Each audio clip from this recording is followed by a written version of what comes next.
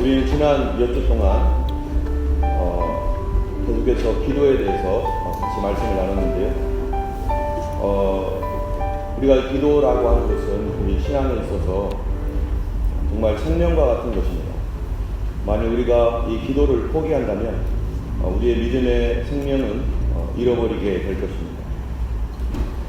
기도에 있어서 우리는 지난 몇 주 동안 방언 기도에 대해서 같이 나눴습니다. 왜 방언 기도를 해야 되고, 방언 기도를 할 때 어떤 일이 일어나고, 또 방언 기도를 통하여 내가 알지 못하는 내 영 안에 어떠한 일들이 일어나고 있는지. 또 금요일에는 하나님의 얼굴을 구하는 기도였습니다. 하나님의 얼굴을 구할 때 어떻게 하나님께 얼굴을 구할 수 있는지, 또 그 얼굴을 구하는 기도를 통하여서 우리 안에 무슨 일이 일어나는지, 이러한 기도를 했는데요. 이런 모든 기도에도 불구하고 우리의 모든 기도에 우선되는 기도가 있습니다. 이 기도는 모든 신앙의 기초이고, 또 우리의 모든 회복과 부흥의 기초가 되고, 또 모든 변화와 또 우리의 고침의 기초가 되는 그런 기도가 있습니다. 그것을 우리는 하나님께서 주신 황금과 같은 기도다, 이렇게 말할 수가 있습니다. 그 기도는 바로 회개의 기도입니다. 이 기도는 내가 회개하는 게 아니라 하나님께서 주신 감동의 회개 기도. 우리는 나 스스로 회개하며 기도할 수도 있습니다. 하나님, 이거 잘못했습니다. 하나님, 저거 잘못했습니다. 하나님, 용서해 주세요. 이렇게 우리가 물론 기도할 수 있습니다. 아마 여러분들은 그런 기도를 하나님 앞에서 드려본 적이 많을 것입니다. 그런데 그거는 나의 회개의 기도, 중요하고 반드시 해야 할 기도이지만, 이런 기도들 가운데 하나님이 주셔서, 하나님이 감동해 주셔서 하는 회개 기도, 이 기도는 이런 내가 했던 회개 기도와는 완전히 다른, 전혀 다른 그러한 기도인 것입니다. 우리는 어떤 사람의 말이나 또 책이나 또는 비디오나 뭐 이런 걸 보면서 우리가 감동해서 삶의 태도를 바꾸는 사람들의 이야기를 아마 들어봤을 것입니다. 예전에 어떤 분 이야기를 들었는데요. 그는 고아로 살았습니다. 그래서 고아원에서 살다가 어느 정도 나이가 되었을 때 하도 고아원에서 형들이 때리기도 하고 뭐 어렵게 해서 고아원을 탈출해서 도망갔어요. 도망가서 이곳저곳 하다 보니까 범죄를 짓게 되고, 그러면서 그때부터 감옥을 수시로 들락날락거리면서 살았습니다. 그러다가 이분이 이제 또 출소를 해서 나와서 교회를 찾아왔는데, 왜냐하면은 교도소에서 들었던 목사님의 설교가 생각이 나서 교회를 온 거예요. 교회는 좋은 곳이겠구나. 교회를 가면 위로받을 수 있겠구나. 그래서 교회를 찾아왔더니 사람들이 막는 거예요. 목사님 만나겠다고 했더니. 왜냐하면은 이분이 분명히 돈을 달라고 할 것 같으니까 교회에 있는 직원들이 막는 거예요. 그래서 막 소동이 일어났습니다. 목사님이 웬일인가 해가지고 왔더니 그렇게 하고 있는 거예요. 그래서 이 청년을 데리고 들어왔어요. 그랬더니 이 청년이 막 불평 원망을 하는 거예요. 자기는 교도소에서 살았고 늘 이렇게 살았고, 이 세상에는 나를 사랑하는 사람은 단 한 사람도 없고, 나는 늘 지탄만 받고 그랬던 삶을 살았다. 이 세상이 밉고 싫다 하면서, 그런데 교회에 와서 위로받으려고 했더니 교회도 똑같더라. 그러면서 막 원망을 하면서 그런 얘기를 하는데, 이 목사님이 당신이 그렇게 세상에서 사랑을 한 번도 못 받고 자랐다고 얘기했는데 정말로 그런 거냐고. 당신의 부모가 아닌 다른 사람으로부터 당신은 한 번도 사랑을 받아본 적이 없냐고. 부모도 당신을 버렸다라고 하는데 그러면 사랑이 없었냐고. 그랬더니 그 사람이 나는 단 한 번도 사랑받은 기억이 없다. 그랬더니 그분이요, 그러면은 당신과 피부치 한 번 섞이지 않은 사람이 당신의 똥을 갈아주고, 당신이 이 더러운 것들을 다 씻어주고, 그런 일들을 누가 했었느냐고. 분명히 고아원에서 있었던 보모들이 했죠. 그럼 보모들이 왜 그거를 했냐고. 당신하고 아무런 관계도 없는데 똥을 묻혀가면서 그렇게 더러운 것들을 닦아줬던 그것은 사랑은 아니냐고. 그러고 보니까 이 사람이 깊이 생각하더니 맞긴 맞네요. 내가 기억은 없지만 나는 나도 모르는 사람들한테, 내 부모님도 아닌데 사랑을 받았네. 처음으로 이런 생각을 해본 거예요. 그러더니 갑자기 벌떡 일어나서 나가더래요. 그래서 지금 어디 가냐고. 그러더니 이분이요, 나 일하러 갈 거예요. 나 이제부터 열심히 일해 볼게요. 목사님의 단순한 말을 그분이 듣고 마음이 바뀌어서 이제 나 새롭게 일하겠노라고. 나도 사랑 받았었네. 난 그런 줄 몰랐는데 깨달아진 거죠. 여러분이 사람의 말 또는 뭐 다른 분들 어떠한 그 인생에 관한 어떤 책들이나 비디오나 이런 거를 보면서 사람은 자기 자신을 바꾸고 나 이렇게 살면 안 되겠구나 라고 하는 그런 결단을 하는 일들이 많이 있습니다. 그런데 사람의 말을 통해서도 이렇게 삶을 고치고 행동을 고치는데 심지어 하나님의 감동을 받게 된다면 그 사람은 어떻게 될까? 이 하나님의 말씀을 듣고 또 하나님께 감동을 받아서 그 사람이 그 감동을 받고 따르게 되면 그는 한 사람의 어떠한 그 행동만을 변화시키는 것이 아니라 하나님께서 주신 그 감동은요, 그 영혼을 뒤집어 버리고 그래서 그 인생 자체를 바꾸고 거기서 끝나는 것이 아니라 그가 영원한 구원을 얻게 되고 하나님의 자녀가 되는 전혀 새로운 놀라운 그런 삶을 살아가게 된다는 것입니다. 이거는 사람이 주었던 감동이나 말을 듣고 변화되는 것과는 비교가 안 되는 엄청나게 큰 사건이 되는 거예요. 그런데 이런 감동은, 하나님이 주신 이런 감동은 안타깝게도 마치 휘발유와 같습니다. 가솔린. 이 휘발유는 이 조그만 불에도 엄청난 폭발력을 일으킵니다. 그래서 여러분이 아는 바와 같이 주유소에 가면요, 휘발유 넣을 때 뭐가 막 연기 같은 게 올라오잖아요. 그걸 유증기, 바로 오일 베이퍼라고 합니다.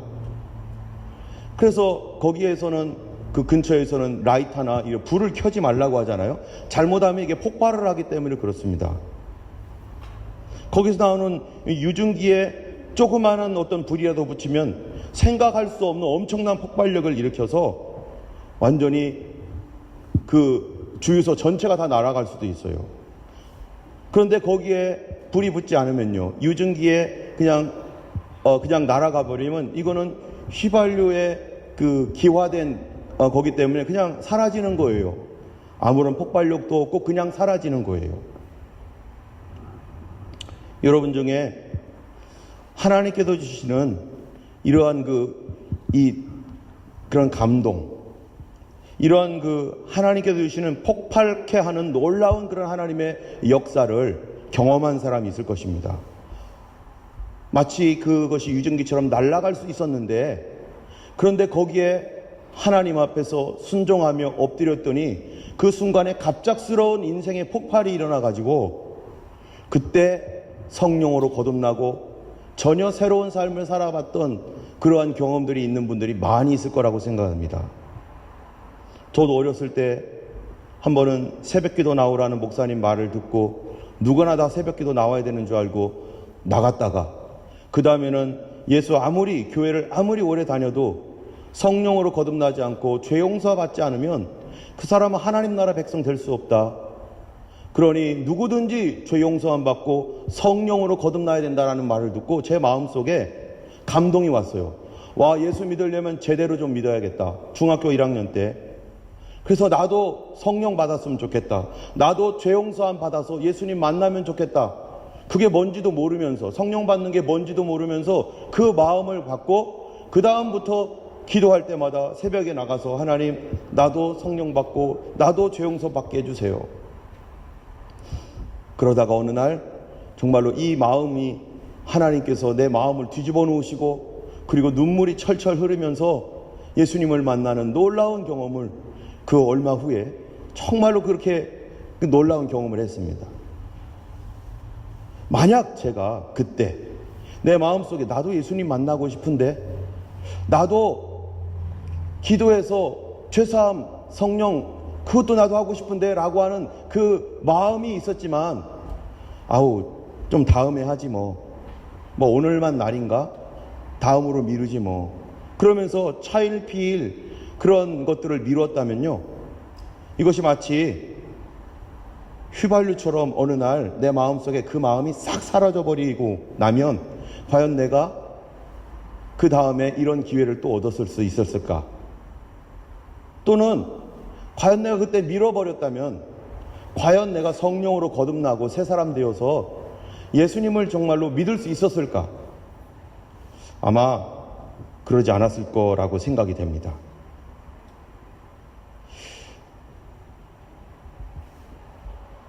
우리가 이런 감동은 하나님께서 주시는 이러한 그 마음속에 나 이렇게 하고 싶다, 주님 만나고 싶다, 내 안에 일어난 감동이지만 이런 감동은 영적 감동으로서 내가 스스로 갖는 게 아니라 하나님께서 주시는 겁니다.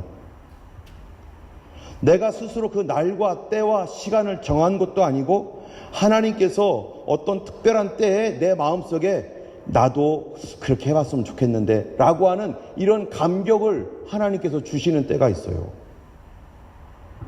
그건 내가 정한 게 아닙니다. 그분이 정했던 그 시간에 내가 주여 하고서 나도 그렇게 하겠습니다 하고 받아들여 버렸기 때문에 그런 일들이 일어난 거죠. 여러분, 세상 일이 다 그렇죠. 내가 결정하고 내가 정해서 할 수 있는 것들은 극히 제한적이에요. 예전에 저희들은 어렸을 때 카이트 있죠?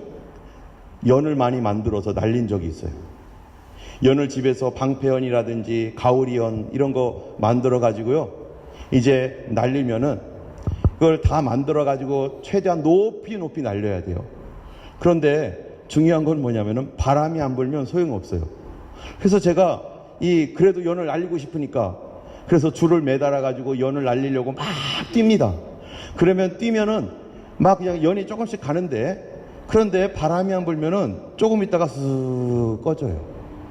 그래서 정말로 연을 오랫도록 멀리 날려보려면 내가 열심히 뛰어서 되는 게 아니라 바람이 불 때 날아가야 돼요. 바람이 불 때. 그래서 옥상이나 또 이런 높은 곳에 올라가가지고 바람 언제 부나 기다리고 있다가 바람이 싹 불 때 그때 연을 휙 하면은요, 연이 쫙 올라가는데 밑에는 바람이 안 불어도 저 높은 곳에는 바람이 불더라고요. 그래가지고 그 바람이 불 때 연을 잽가닥 올려가지고 날리면은 하루 종일 연을 날리면서 즐겁게 보내는데, 그런데 바람 부는 것을 지나가 버리고 좀 이따 또 불겠지, 불지 안 불지 몰라요. 성경에서 하나님의 성령을 뭐라고 하고 있냐면은 바람이다 이렇게 얘기하고 있습니다. 루아흐. 바람은 언제 불지 몰라요. 그래서 요한복음 3장에는 바람이 임의로 불매, 어디서부터 가며 어디로 오는지 알지 못하나 성령으로 난 사람도 다 이와 같으니라. 성령으로 난 사람이 다 이와 같다. 뭐예요? 바람이 불 때 날아 올라간 거예요. 그런데 하나님의 성령의 바람이 불 때 그 시간을 놓쳐버리면 다시 내 영혼을 날려서 올려서 하나님의 사람으로 변화되고 새롭게 되는 일에 실패하게 되면요, 그 기회를 놓치면 그때가 언제 올지 잘 모른다는 거예요. 왜요?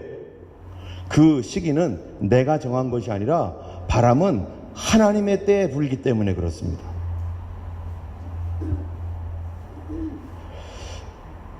우리는 오늘도 예배를 하고 기도를 하고 찬양하고 하는데요,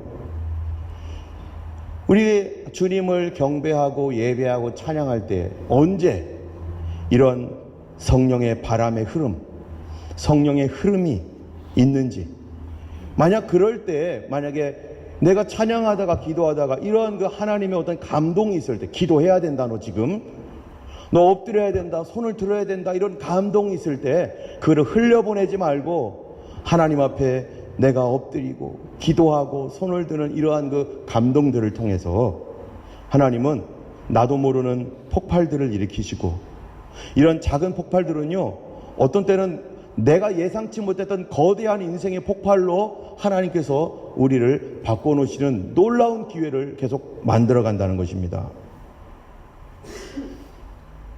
때문에 그런 시간에 어떤 사람은 육신의 고침을 받기도 하고, 어떤 사람은 하나님의 이 계시와 같은 놀라운 환상을 보기도 하고, 어떤 사람은 거듭나지 않았었는데 성령의 거듭남의 체험을 통해서 자신이 온전히 변화되어 예수 믿는 정말로 크리스찬이 되기도 하는 것입니다.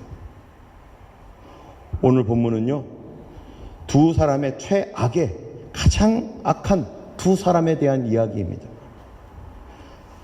한 사람은 바리새인인데요, 이 사람은 스스로 잘 믿고 있다라고 생각하지만, 그렇게 착각하면서 살지만 하나님께서는 그에게 너 구원받지 않았어 라는 한 바리새인이 있고, 한 사람은 바리새인보다 훨씬 더 나쁜 사람이에요.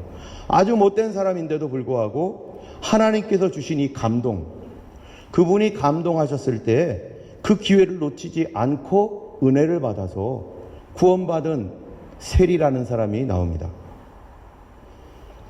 먼저 바리새인은 어떤 사람인지 우리가 잠깐 보려고 하는데요, 여러분 9절을 한번 읽어보겠습니다.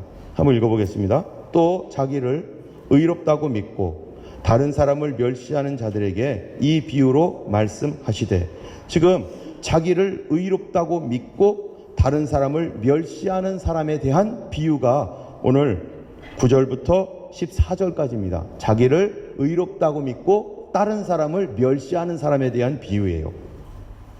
왜 그러면 예수님이 이런 비유의 말씀을 하시는가? 그 이유는요, 14절을 읽어보면 압니다. 여러분 14절 맨 끝에 보면은 이렇게 말씀해요. 무릇 뭐라고 하냐면은 자기를 높이는 자는 낮아지고 자기를 낮추는 자는 높아지리라. 이게 예수님이 말하고자 하는 결론이에요. 하나님이 높여주는 사람이 도대체 누구인가? 그거를 가르쳐주기 위해서. 도대체 하나님은 누구를 낮추는가? 그거를 알려주기 위해서. 그런데 우리는 이 말을 착각하면 안 돼요. 하나님이 높여주신다라는 말이 도대체 무슨 뜻인지로 알아야 될 거 아니겠어요? 내가 뭐 세상에서 뭐 유명한 사람이 되는 게 높여지는 겁니까? 하나님이 그렇게 높여주신다는 겁니까? 하나님이 높여주신다라는 말 자체를 우리가 이해를 해야 되는데, 그 말의 뜻은 바로 전에 14절, 우리가 무릇 자기를 높이는 자, 그 바로 전에 있는 구절을 통해 우리가 알 수 있습니다. 여러분 14절을 처음에 한번 읽어보겠습니다. 같이 읽겠습니다. 내가 너희에게 이르노니 이에 저 바리새인이 아니고 이 사람이 의롭다 하심을 받고 그의 집으로 내려갔느니라. 그 다음이 무릇 자기를 높이는 자는 낮아지고 낮추는 자는 높아지리라. 그러면은 높이는 자와 낮추는 자, 하나님이 높여준다는 말은 뭡니까? 바로 이 사람이 의롭다 하심을 받고 그의 집으로 내려갔느니라. 하나님이 사람을 높여준다는 말 뜻이 뭐예요? 의롭다 하심을 받는다. 하나님께 의롭다 하심을 받는다. 여러분 이 말의 의미는, 우리가 의롭다라고 말할 때 우리는 의로운가 보다 이렇게 생각하지만, 우리나라 말로 하면 훨씬 더 쉬워요.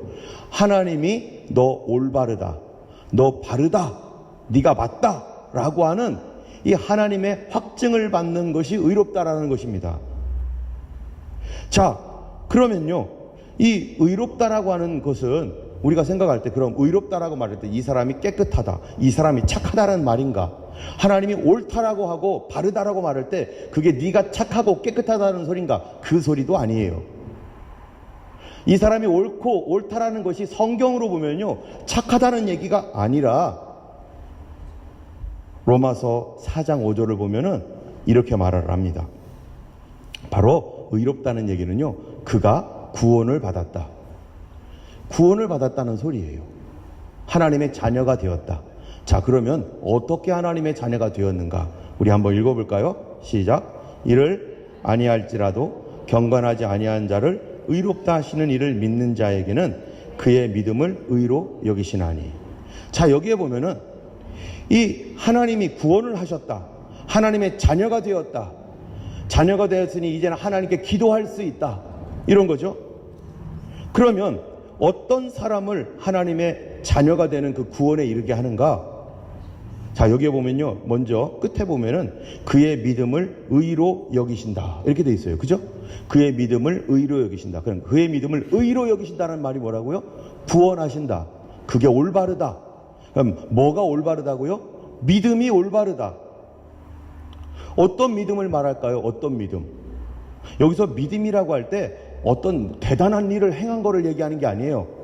열심히 막 봉사하고 했던 그런 어떤 행위를 말하는 게 아니라 믿는 것을 올바르다고 하나님이 인정해 주셨다는데 어떤 믿음입니까? 그 전에 보면요. 일을 아니할지라도 일한 거 없어요.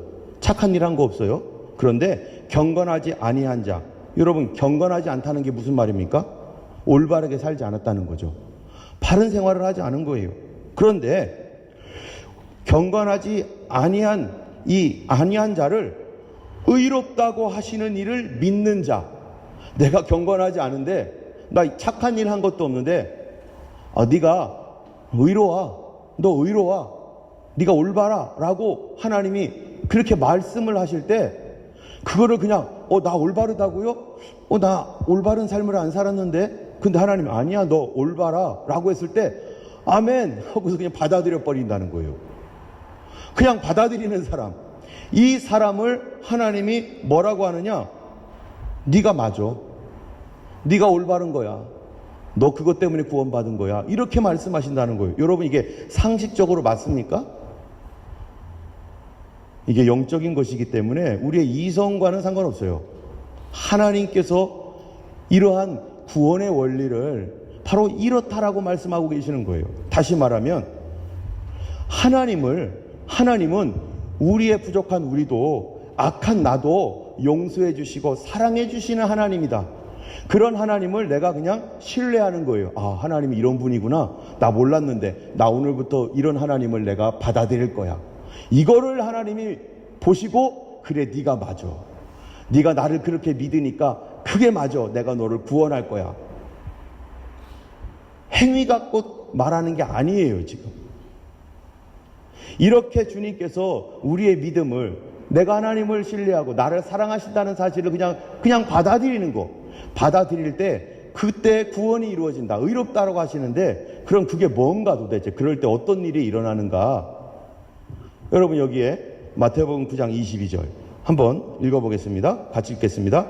예수께서 돌이켜 그를 보시며 이르시되 따라 안심하라. 내 믿음이 너를 구원하였다 하시니 여자가 그 즉시 구원을 받으니라. 여기 보니까 내 믿음이 너를 구원하였다. 뭘 믿었어요? 이 여자가 뭔가를 믿었어요. 근데 그 믿은 게 뭐냐면 예수님이 어떠한 분이라는 걸 믿었냐면은 이분이 병을 고쳐주시는 분이구나 라는 걸 믿었다는 거예요. 이 사람은 12년 동안 혈루증, 여기 혈루병이라고 하니까 뭐라고 읽어요? 헤모필리아? 하여튼 건 피가 멈추지 않는 병이에요. 몸에서 피가 멈추질 않아요. 한번 피 흘리면 계속 흐르는 병이에요. 이런 병으로 12년간을 고생했어요. 그런데 예수님이 우리의 병을 고쳐주시는 분이다라는 사실에 대하여 듣고 나는 그분을 만나야 돼. 나는 그분 만날 거야 해가지고 예수님 있는 곳으로 갔습니다. 예수님 저 멀리 보이는데 어떻게 해야지 내가 예수님께 더 가까이 갈 수 있을까 해가지고 사람들을 삐집고 들어가가지고요. 그 마음속에 창피하니까 자기 몸에서 피가 흐른다는 것을 보여주기 싫으니까 예수님 앞에 가서 주님 나를 고쳐주세요 말할 용기가 없었어요. 사람들도 하도 많으니까. 그러니까 그 여자가 마음에 그 예수님에게서 치료하는 능력이 나올 테니까 나는 그 옷자락만 만져도 치료받을 수 있을 거야. 그분을 만지기만 하면 치료받을 수 있을 거야. 예수님에게로부터 그런 능력이 나갈 거죠. 그래서 이 여자가 그 믿음으로 예수님의 옷을 만졌어요. 그랬더니 갑작스러운 치료가 일어났는데 예수님이 스톱하더니 누가 내 옷에 손을 대었느냐? 예수님에게로부터 치료의 은사가 나간 거를 예수님이 알게 되었어요. 자, 우리가 생각해 보면은 이 여자가 한 게 뭐 있어요? 예수님께 밥 사드렸습니까? 예수님께 착한 일 했습니까? 기도를 엄청나게 오래 했습니까? 그런 게 아니었어요. 그냥 예수님 만나면 치료된다. 그분 만나면 다 치료된다 라고 하는 말을 믿고 예수님이 치료하는 분이구나 라는 걸 믿고 그냥 가서 그분의 옷을 만진 것 뿐이에요. 뭐가 구원을 했습니까? 자기의 행위가 아니라 그 믿음으로 예수님께 뭐 해드린 게 없는 거예요. 이게 바로 이 치료. 여기에 보면 이건 뭐라고 되어 있습니까? 힐. 여기를 구원이라고 말했어요. 한국말에서는. 치료됐다.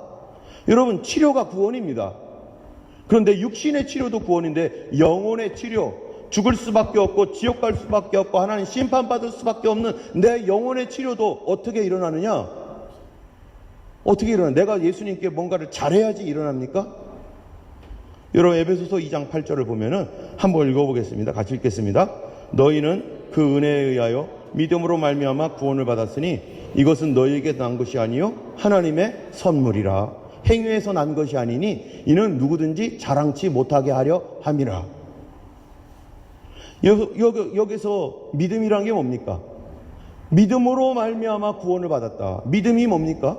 바로 예수님께서 내 죄 때문에 십자가에 달려 죽으시고 내 죄 때문에 주님이 고통을 당하시고 내 병 때문에 예수님께서 채찍에 맞으셨고 나를 다시 의롭다 하시기 위하여 그분이 살아났다는 거, 그거를 그냥 예수님은 그런 분이구나, 그분을 믿으면, 그분을 받아들이면 구원을 한다고 했구나, 이거를요 그냥 받아들여 버린 거예요. 내가 그러면 뭐를 해야지 이런 게 없어요. 그냥 받아들였다는 거예요. 그래서 주님이 주신 뭐예요? 선물을 받았을 때 고맙습니다 하고 받아버리는 거. 우리가 가끔 가다가 명절 때면 크리스마스 또는 이 신년 돼가지고 뉴 이어가 되거나 그러면 한국에서는요 부모님들한테 절하고 또 할아버지 할머니 계시면 절합니다. 그러면요 할아버지 할머니나 어른들이요 애들이 절을 하면은 와 잘했다고 해가지고 막 돈을 주는데 평상시에는 500원도 안 주던 분이 그때는 막 10,000원짜리 2만 원, 10만 원 막 어떨 때는 이렇게 줘요. 제가 예전에 한국에 있었을 때 저희 교회 제가 이렇게 모시고 있던 담임 목사님은 제가 부목사로 있었을 때 우리 가족들과 어디를 같이 이렇게 목사님하고 어디 가면은 꼭 목사님이 내릴 때마다 꼭 돈을 줘요. 누구한테? 라임이나 수아한테. 그러면 걔들이 고맙다고 지금 다 잊어버렸겠지만 얼마 받았는지도 모르겠지만 매번마다 주면은 누가 좋아해요? 애들이 좋아하지만 사실은 누가 더 좋아해요? 제가 더 좋아해요. 애들은 5살, 4살, 2살 이런데 그거 누구 거예요? 제 거죠. 걔들이 뭘 쓰겠어요. 아유 고맙습니다. 왜 그렇게 하느냐? 목사님 저한테 직접 주기는 그러시니까 애들한테 줘가지고요 그 페이가 적잖아요. 부목사가 무슨 엄청나게 페이를 받습니까? 목사님 아시고 수시로 그냥 차만 탔다 하면은 그 애들 내릴 때 우리끼리밖에 없으니까 맨날 줘버린 거예요. 그런데 제가 만약에 목사님 이러지 마세요, 저 안 받을래요 하면요 목사님 안 주시겠죠. 그런데 저는 어떻게 했어요? 감사합니다, 고맙습니다, 야 목사님 오신다, 빨리 차 타 이러면서 그래서 저도 나중에 부교육자 있으면은 맨날마다 뭐라도 이렇게 주고 싶은데 안타깝네요. 근데 아직까지는 없어서. 이 하나님의 은혜는요 그분이 주실 때 이유 없이 아멘 받겠습니다, 고맙습니다, 성경이 이렇게 써 있으니까 내가 그냥 받아들이겠습니다, 이거를 어떻게 한다고요? 하나님이 의롭게 여기신다는 거예요. 그게 네가 오라, 네가 옳은 그게 원리야. 어른이 주면 받는 게 당연한 도리지, 그걸 안 받겠다고 내가 뭔가를 해야 된다고 괜찮다고 내가 스스로 알아서 하겠다고 사양하는 것은 하나님께서 보실 때 옳지 않은 행동이라는 거예요.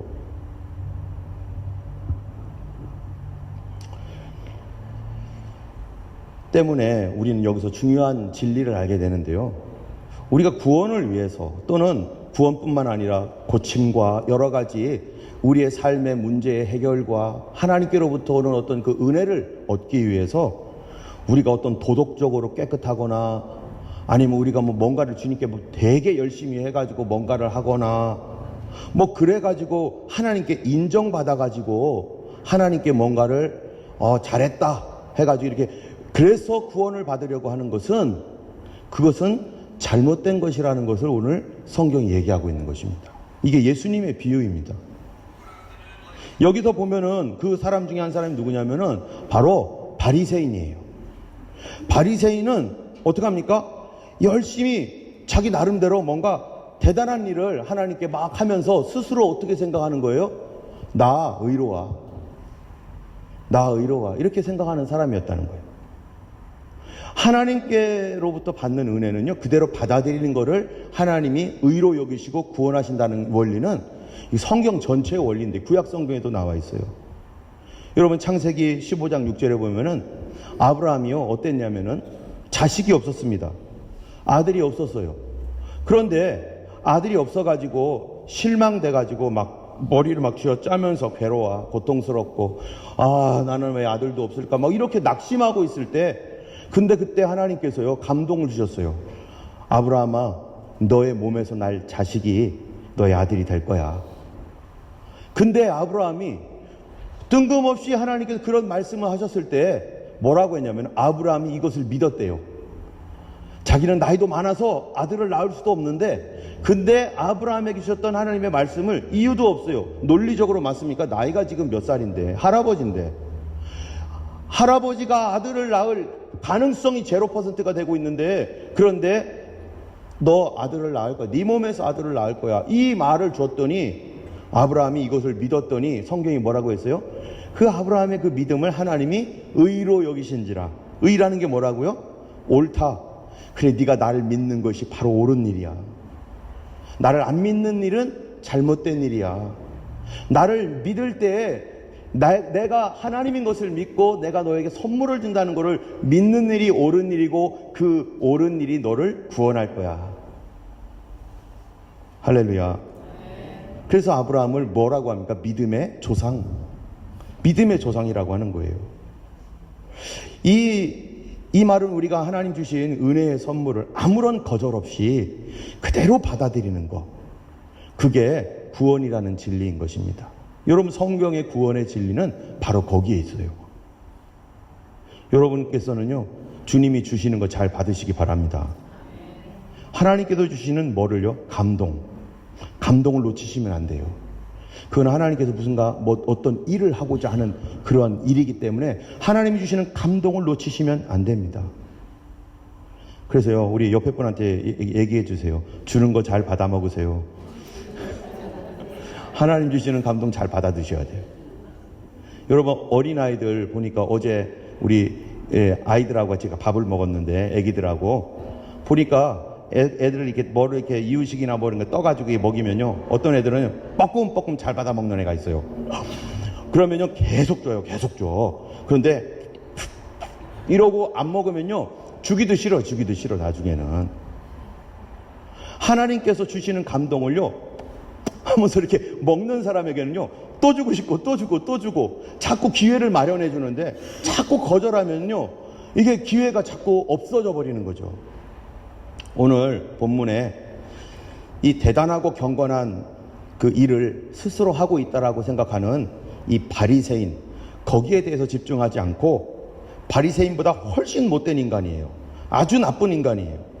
그런데도 하나님 주신 어떤 감동을 그냥 자기를 의롭다 해주시고 용서해 주시는 하나님의 은혜를 그냥 받기로 결정해서 그렇게 받아가지고 하나님이 그래 네가 오라 했던 사람 이 세리에 대해서 우리가 조금 더 얘기를 하려고 합니다. 여러분 왜 세리에 대해서 집중하냐면은 바리새인보다 훨씬 못된 인간도 구원받는데 바리새인보다 훨씬 못한 이 세리도 구원받는데 바리새인 구원 안 받겠어요? 그 못된 인간들도 구원받는데 어떻게 바리새인이 구원을 안 받겠어요? 그렇게 할 때 하나님께서 당연히 바리새인도 구원하신다는 것입니다. 우리는 먼저 바리새인에 대해서 잠깐 우리가 나눠보려고 하는데요. 그는 아까 얘기한 대로 스스로 의롭다고 생각했던 사람입니다. 그래서 그는 다른 사람을 멸시했어요. 자기는 의로우니까 자기가 기준이죠. 그리고 멸시를 해요. 늘 비교하고 다니면서 그렇게 멸시했던 사람이에요. 그런데 그는 그렇기 때문에 겉과 속이 좀 다릅니다.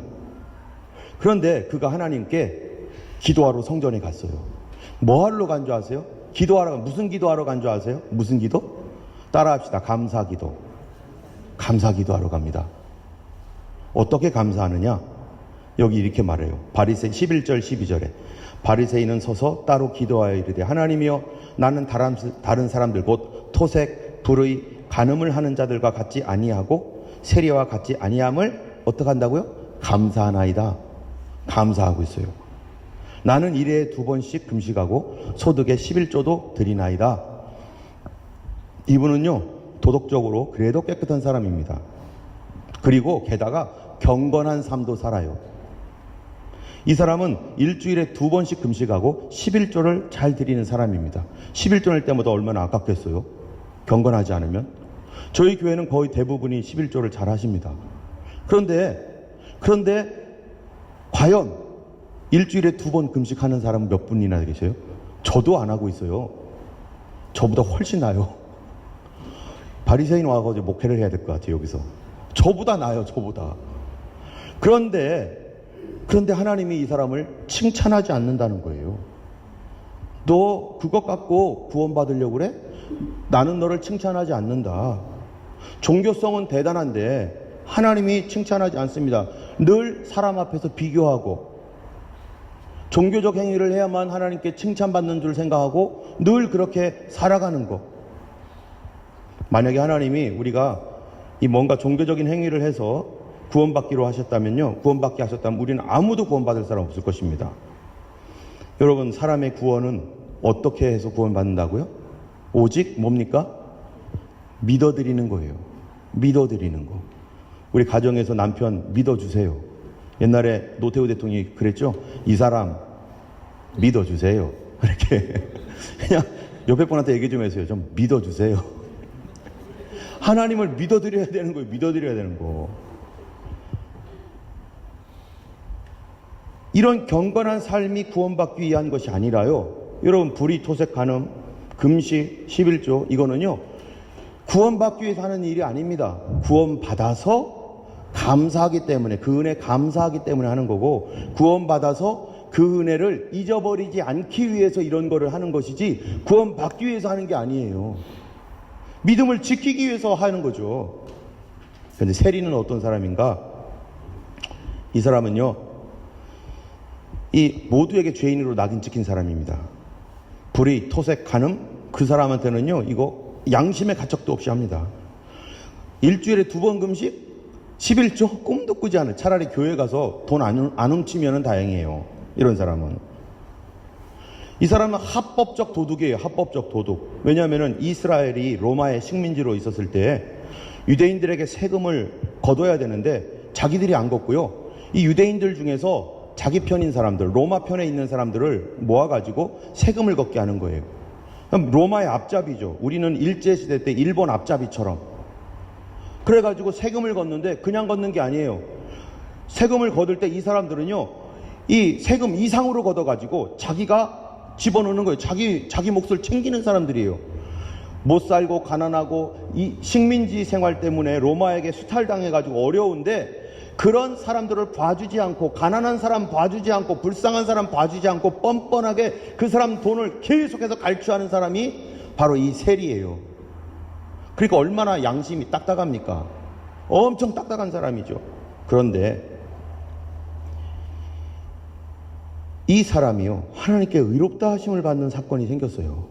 구원받는 사건이 생겼습니다. 도대체 어떻게 하다가 이 사람이 하나님의 의롭다 하는 그러한 사건을 받게 되었는가? 그거는요, 하나님께서 그에게 주신 특별한 감동의 기회, 하나님의 감동을, 선물과 같은 감동을 놓치지 않고 그걸 붙들었기 때문입니다. 예상치 못한 구원을 받게 되었어요. 이 사람의 삶이 당연히 바뀌어졌겠죠.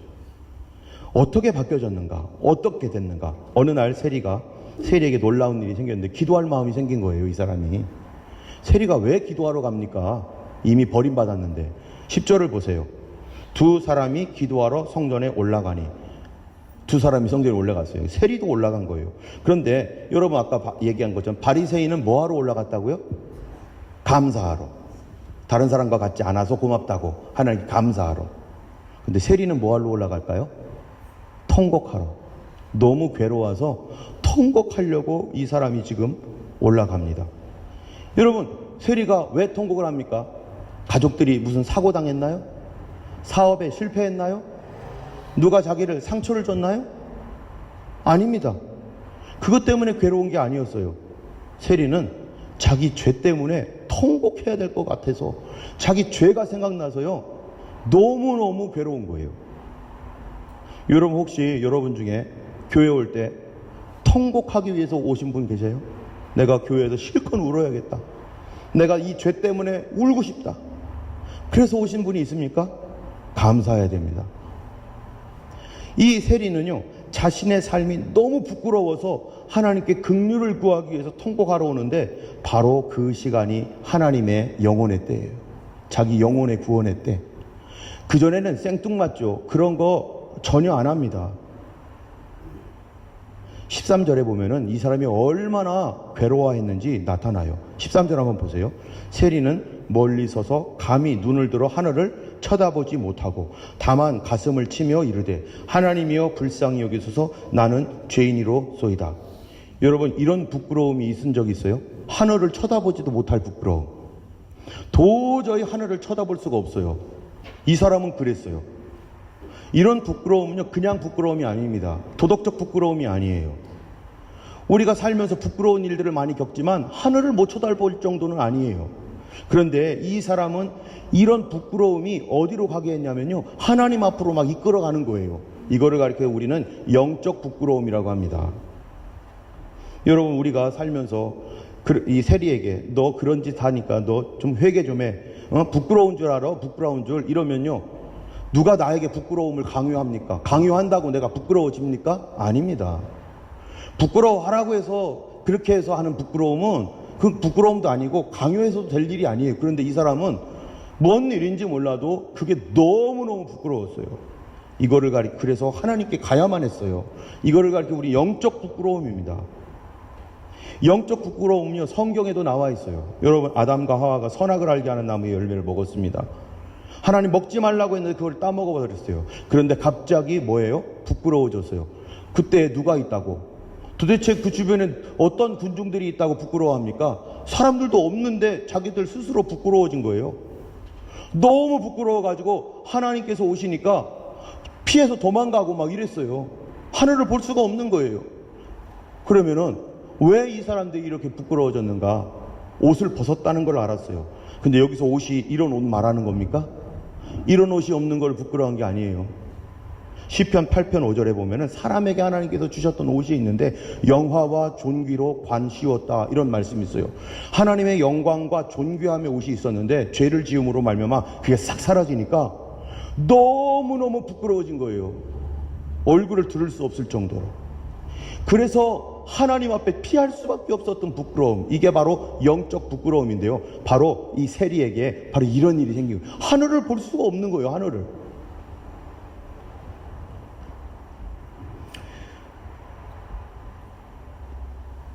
여러분, 우리가 과연 이런 경험이 있는가? 여러분, 혹시 아직 이래 본 적이 없다면, 그래서 통곡하며 눈물 흘린 적이 없다면, 여러분 구원 한번 다시 생각해 봐야 돼. 내가 정말 하나님께 의롭다 하심을 받았을까? 나는 하나님 잘못했습니다 말하는 거 말고요, 그거 필요합니다. 근데요, 하나님이 주시는 부끄러움, 그래야 하늘을 못 쳐다봅니다. 이게 죄인에게 쏟아지는 하나님의 은혜죠. 예전에 한번 얘기했죠. 호식이라고 하는 깡패, 지금 목사님 되신 분, 죽으려고 술까지 먹고 더 이상 이 세상 지긋지긋해서 못 살겠다, 이제 깡패 생활 그만두고 죽어버려야겠다. 그 속에 너무 큰 괴로움과 부끄러움이 있었던 거죠. 죽으려고 작정했다가 술 잔뜩 먹고 완전히 쓰러졌는데 호시가 하는 소리를 듣고 그가 간 곳이 교회이고, 교회에서 엎드려서 그 밤새도록 운 다음에 변하여 새 사람 되어서 지금 목사님 된 분. 이 하나님의 은혜. 그가 했던 일이 뭔지 아세요? 맨날 사람 때리고 돌아다녔던 거, 맨날 사람 찌르고 돌아다녔던 그거밖에 한 적 없어요. 그런데 어느 날, 나 이렇게 살면 안 돼. 그 부끄러움이 와서 하나님 앞에 나갔습니다. 그런데요, 만일 그가 이 부끄러움을 가졌지만 하나님께 나가지 않고 이 부끄러움을 무시했다면, 다음에 할게, 오늘 너무 바빠, 오늘 너무 바빠서 교회 못 가, 오늘 너무 바빠서 내가 오늘 사업차로 누구 만나기로 했어, 나 기도하면 안 돼, 오늘 잠깐 이 감정 좀 줄여들자, 나 우리 애들하고 같이 놀러 가기로 했어, 이 바닷가로 놀러 가기로 했는데 오늘 지금은 아니야, 나 조금 있으면 어떤 사업하는 사람 만나야 되는데 오늘 왜 이렇게 갑자기 기도할 감동이 막 생기지? 막 눈물이 나고 왜 이러지? 나 바쁜데 이거 포기하고 이거 아니고 저 사람 만나러 가야 돼. 여러분, 바람은 아무 때나 부는 게 아니라 하나님의 때에 붑니다. 가장 적절한 시간에. 그런데 그거를 잡느냐 아니면 너무 바빠서 못해. 그러면요, 내가 하나님께로부터 받음으로 말미암아 온갖 것들의 선물들이 올 길을 다 막아버리는 거예요. 하나님은 우리에게 어떤 분이십니까? 아들을 아끼지 아니하고 주신 분이에요. 이런 영혼의 때는요, 어떤 순간일 수도 있고 어떤 기간을 두고 조금씩 올 수도 있고 어느 날 갑자기 올 수도 있고 예상치 못한 장소에서 예상치 못한 시간에 찾아오기도 하는 것입니다. 그게 어떤 때는요, 기도해야겠다, 성경을 읽어봐야겠다, 또 하나님의 일에 이거를 순종해보고 싶다, 성경 공부해야겠다, 여러 가지 감동으로 오면 그것이 불이 되어가지고 그 유증기처럼 폭발해버리는 거예요. 내가 하나님의 은혜를 탁 잡아버렸을 때, 그때 예수님을 만나는 거죠. 요한복음 15장 16절을 보면요, 이렇게 말합니다. 너희가 나를 택한 것이 아니고 내가 너희를 택했다. 나를 보내신 아버지께서 이끌지 않으면 아무도 내게 올 수 없다. 그런 감동, 그런 영적 감동 아무도 받을 수 없어요. 하나님께서 이끌지 않으면. 그런 마음이 왔습니까? 잡으셔야 되는데, 예수님께 돌아가야겠다, 이 마음을 누가 주신 겁니까? 하나님이 주십니다. 성령의 감동을 받고 다른 하나님의 사람들이요, 하나님 백성 되고 하나님의 도우심을 받고 하나님의 은혜를 경험합니다. 죄송하지만 우리 이진환 집사님 얘기를 잠깐 해보면요, 이진환 집사님이 동현이 때문에 너무너무 힘들었을 때 아마 제가 느끼기에는 하나님께서 이진환 집사님 그때 감동을 주셨던 것 같아요. 교회 가서 기도하라는 감동. 그래서 제가 여기 교회에 있었는데 이진환 집사님 와서 기도하는 거예요. 그래서 같이 기도하자고. 그래서 우리 같이 기도했습니다. 제가 이게 완전히 초신자, 예수님 뭔지도 모르고 있을 때인데 우리 같이 기도했어요. 한참 기도했는데, 그리고 이진환 집사님 갔죠. 저는 나중에 알았어요. 1년 뒤에. 그때 이진환 집사님이요, 엄청난 성령의 은혜로 눈물 펑펑, 콧물 찍찍 그랬다는 거예요. 근데 이거를 숨기느라고 이랬겠죠. 저는 소리를 내 기도하느라 못 들었지만, 만약에 그날 이진환 집사님이요, 다음에 가지, 다음에 하지 했으면 어떻게 됐을까요? 여기 안 계셨을지도 몰라요. 동현이 여기 없을 수도 있습니다. 피나 집사님이 어떻게 여기 있겠어요? 그런데 그 감동을 딱 잡고, 그래, 교회 가서 기도해보자, 기도하자. 그 하나님의 조그마한 감동이 유증기처럼 이를 때 탁 잡고 순종했을 때요, 이게 폭발해버린 거예요. 그래서 이진환 집사님 완전히 변화되니까 피나 집사님 어떻게 하는 거예요? 이 인간이 왜 변화됐지? 이 인간이 왜 이렇게 변화됐지? 희한하네. 그러면서 한 말이, 여보 미치지 마. 교회 다니는데 미치면 안 돼. 그러더니 피나 집사님이 예수님께 미쳤잖아요. 지금 설교하잖아요. 누가 이런 거를 합니까? 하나님께서. 우리는요, 오늘 왜 기도하고 찬양하고 새벽 기도 이런 거 합니까? 그거는요, 하나님께서 바람을 불 때를 알기 위해서 하는 거예요. 기도하다가 찬양하다가 이렇게 흐름이 쫙 있습니다. 성령의 바람이 부를 때가 있어요.